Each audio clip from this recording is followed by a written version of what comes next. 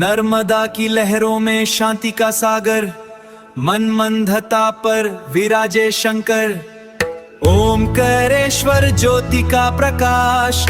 द्वादश 12 ज्योतिर्लिंग में, पूरे द्वादश 12 ज्योतिर्लिंग में ओमकारेश्वर ही ऐसा ज्योतिर्लिंग है जिसके दर्शन के पश्चात कोई महानदी का दर्शन होता है, जिसके तट को छूकर कोई महानदी बह रही है। आप काशी जाएंगे, गंगा जी दूर है। आप उज्जैन जाएंगे, क्षिप्रा जी दूर है। आप सोमनाथ जाएंगे, समुद्र है। लेकिन ओंकारेश्वर ही ऐसा ज्योतिर्लिंग है जिसके दर्शन के पश्चात कोई महानदी का दर्शन होता है। वो महानदी है रुद्रदेहाज विद्महे मेकलकन्याज धीमहि तन्नो नर्मदा प्रचोदयात्। भगवान शंकर की देह से पसीने के बूंद से निकली है मां नर्मदा। भारतवर्ष में जितनी नदियां हैं सब उत्तर दक्षिण, दक्षिण उत्तर की ओर बहती है, लेकिन मां नर्मदा उदय से अस्त की ओर बहती है, पूरब से पश्चिम की ओर बहती है।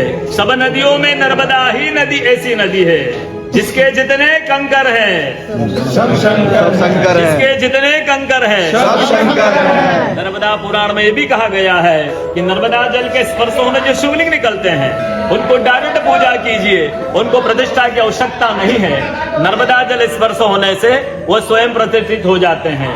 जब अयोध्या में रामलला जी की स्थापना की गई थी उस समय 2.5 फीट का नर्मदा का शिवलिंग ओंकारेश्वर से ले जाकर अयोध्या में रामलला जी के साथ स्थापित किया गया है। पुराणों में कहा गया है रेवात डे तपम कुरियात मोक्षदायिनी गंगा।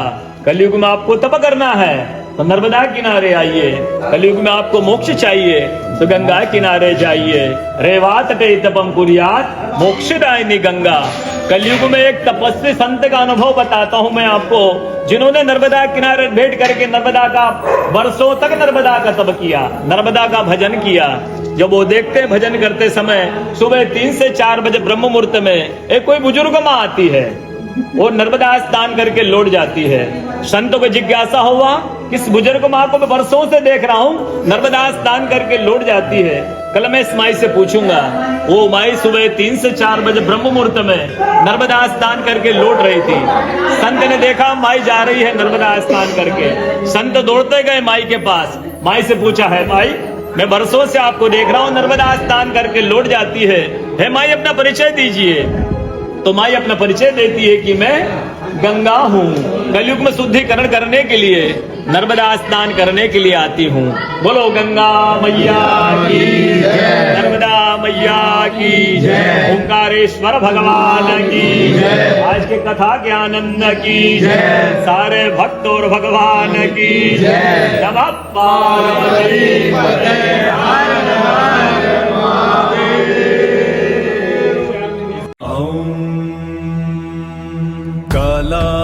चक्र प्रवर्तिने तंदवनृत्य करीने अडि अनंत महाकाल।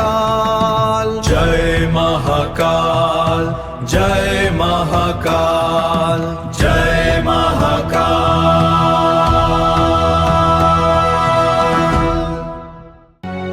ओम नमः शिवाय। ओम भोलेनाथये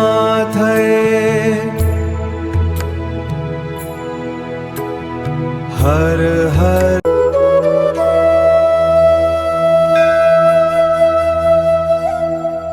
हाय दोस्तों, तो अब मैं महाकाल की नगरी से निकल के आ चुका हूँ बाबा महाकाल की एक और नगरी में जिसका नाम है ओमकालेश्वर। और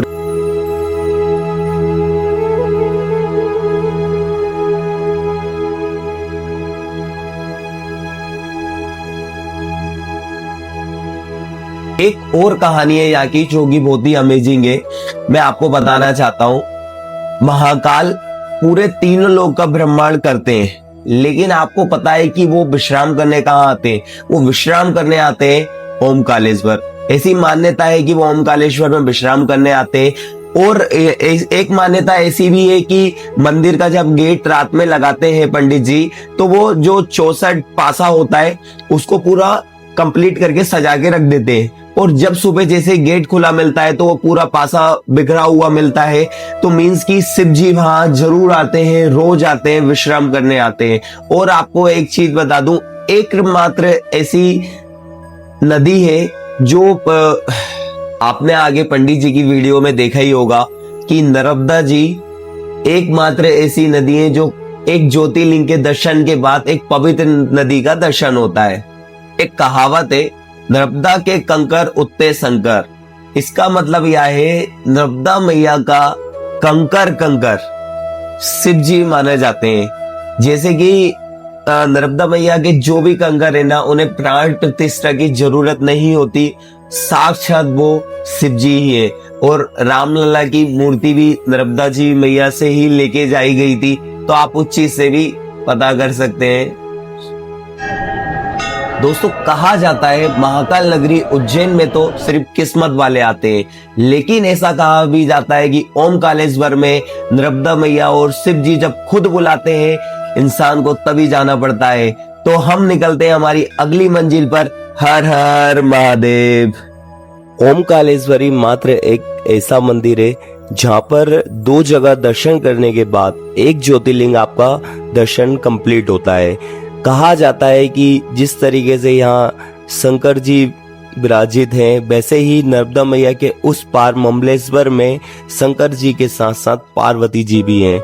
तो हम निकल जाते हैं पार्वती जी के दर्शन करने के लिए, यानी कि ममलेश्वर वो है नर्मदा मैया के उस पार। तो हम बेसिकली तो हम सुबह नहा के आए थे, तो हमने लाइन में कम लगना पड़े हमें, इसलिए हम जल्दी से लाइन में लग गए थे। लेकिन हम सिर दे दिया ना अपने को, यहाँ से हमने एक्सिट दे दिया। यहाँ बहुत सारी शॉप्स लगी थी, यहाँ पर थोड़ा हमने देखा, उसके बाद अपने घाट वाला रास्ता ढूंढा।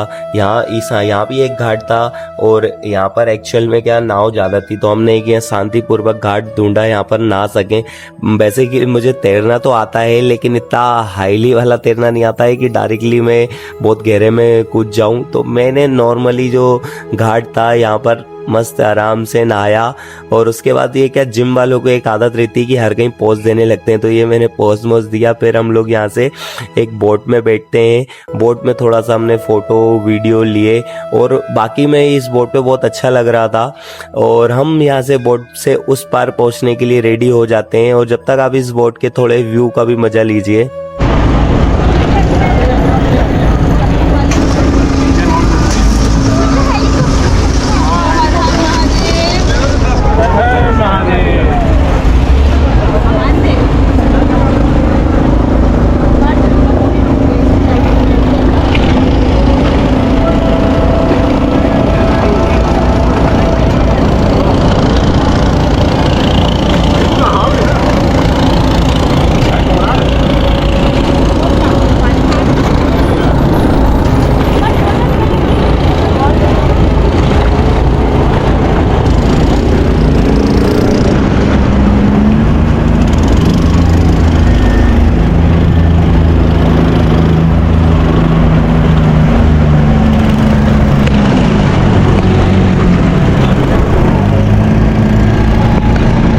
यहाँ से हम नर्मदा मैया के उस पार चल देते हैं, जो कि आपको मैंने बताया ममलेश्वर। और यहाँ का व्यू बहुत ही प्यारा था, हम लोगों ने यहाँ के व्यू का पूरा आनंद लिया। और सामने जो मंदिर का नज़ारा दिखता है वो बहुत ही ज़्यादा खूबसूरत दिखता है। हमने यहाँ पर नर्मदा मैया में थोड़ा हाथ भी डाला, जो कि बहुत ठंडा पानी था, और मैंने तो नहाया ही था फिलहाल, तो मुझे तो मालूम ही था। और हमने फिर यहाँ से गन्ने का जूस थोड़ा पी के हम निकल जाते हैं ममलेश्वर मंदिर। ममलेश्वर मंदिर में भी हमें सोचा था कि भीड़ नहीं मिलेगी, लेकिन यहाँ भी बहुत ज़्यादा भीड़ थी। और आप समझ ही सकते हो कि मई के महीने में कितनी गर्मी होती है, तो गर्मी तो बहुत ज़्यादा ही। यहाँ ममलेश्वर में हम लाइन में कम से कम हमें आधे से पौन घंटा खड़ा होना पड़ा।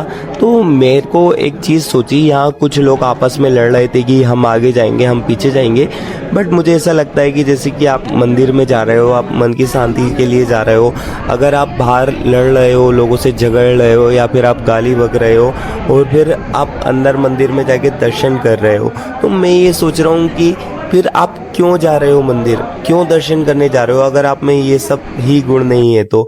वो सब छोड़िए, अब सारी बातें ये ज्ञान की बातें होती हैं। मैं ममलेश्वर में ऊपर अंदर मंदिर में गया और यहाँ आप यकीन नहीं मानोगे, इतने प्यारे दर्शन हुए। और साथ ही साथ पंडित जी ने मुझे जो अपन हाथ उनको बेलपत्री वगैरह चढ़ाते हैं ना, उन्होंने वो भी दी। तो ये चीज मुझे काफी अच्छा लगा। और साथ ही साथ मैंने इतने करीब से जैसे ज्योतिर्लिंग के दर्शन सिर्फ केदारनाथ में किए थे और वो सिर्फ ओमकालेश्वर में हुए। और लास्ट टाइम मेरा ममलेश्वर छूट गया था क्योंकि मुझे ये कोई आइडिया ही नहीं था कि यहाँ पर ममलेश्वर में महादेव जी के दर्शन करने के बाद ही आपका एक ज्योतिर्लिंग कंप्लीट होता है। तो अगर आप भी ओमकालेश्वर आ रहे हो तो आप ये गलती मत कीजिएगा। होता है क्या है कि लोग मेन मंदिर घूम के ही निकल जाते हैं, यहाँ का कोई आइडिया ही नहीं होता। तो जब मुझे ये आइडिया पता चला तभी जाके मैंने भी ये चीज किया कि दूसरे दर्शन करने आया। और यहाँ के दर्शन आपको मैं बता नहीं सकता हूँ कि कितने प्यारे हुए। और मैं बहुत खुश हूँ यहाँ के दर्शन करने के बाद। इसी बात पे मैंने बोला हर हर महादेव। तो ओमकालेश्वर में मैंने दर्शन करने के बाद मैं निकल जाता हूँ महेश्वर, जो कि ओमकालेश्वर से 65 किलोमीटर की दूरी पर था। बट मेरे पास मैंने लोकल साधन लेकर ले रखा था, यानी कि बस, जो कि उन्होंने मुझे 3 घंटे में ओमकालेश्वर से महेश्वर मुझे पहुंचा दिया। और फिर मैंने वहां पर एक बहुत ही शानदार नजारा देखा।